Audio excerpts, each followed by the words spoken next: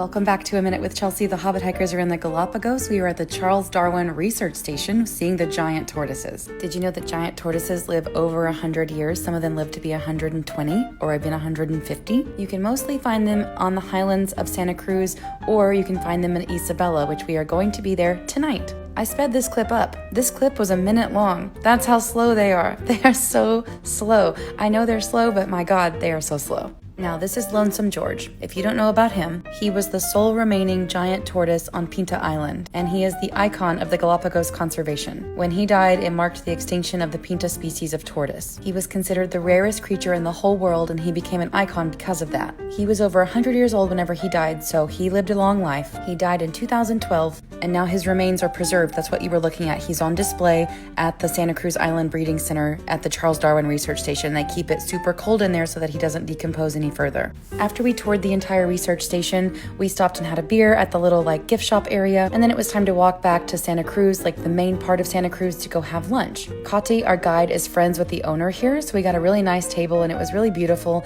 and they're friends, so she was super sweet to us, and she offered us lots of little desserts and things. This was a super hot time. We were all super hot and sweaty, and the main course was chicken with rice and mashed potatoes, and it was actually delicious. We had soursop juice, and this is a beautiful mango cake. It was so good. When you cut into it, it just had mango juice everywhere. And another sea lion asleep, and here's a pelican hanging out by the fish market. We had a little bit of time on our own in Santa Cruz today to wander around. I spent a lot of my time at the fish market because I wanted to watch all of the birds and all of the animals come up to get their fish. Not him though. He's asleep. He's been asleep all day. Here is a pelican preening, and that pelican is so beautiful. Also, how old are you? You look older than God. Here is a marine iguana, and did you know that the first animals to ever emerge out of the water and to grow legs, the tetrapods, they evolved from lobe-finned fish, so their limbs evolved from the modified fins, and that's why they walk in that sprawling posture, and that's how lizards still move to this day. So that's how the very first walking animals walked. And the only animals that still walk like that are lizards and salamanders.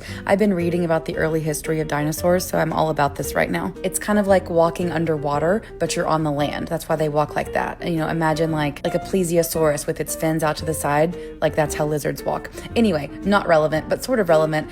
We are getting back on the aqua taxi with all of our shit, and then back onto a giant boat, a speedboat, and we are all gonna ride now to the Isabela. I almost dropped my camera right there. This was a bumpy ass ride. We were getting a little bit of air, and look who was next to us, a dolphin. I just so happened to turn my phone at the right moment to catch it. I slowed it down so you could see it. I was so excited to see that. I was like, oh my God, I didn't think we would see dolphins on this trip, but we did.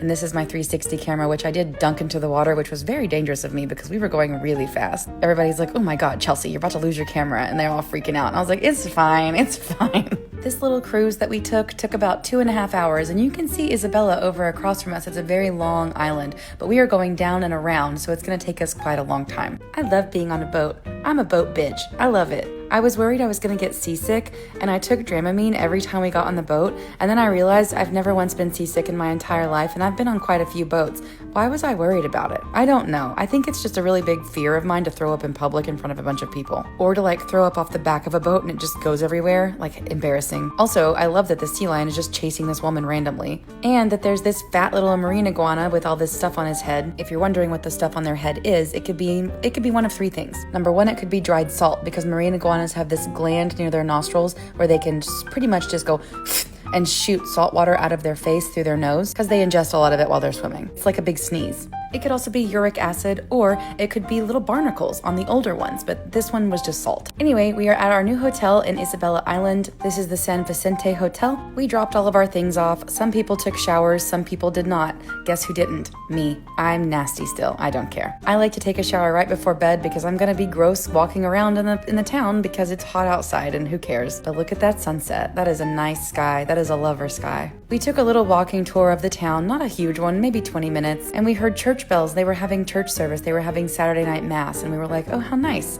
It sounds so nice to hear church bells. But our guide took us on a little tour around the main bits of Isabela, here's where you should eat, here's where you should not eat, that kind of thing. I also got some Band-Aids at the pharmacy, and I found a millipede. I love millipedes. They're my favorite bugs. If you didn't know that, now you do.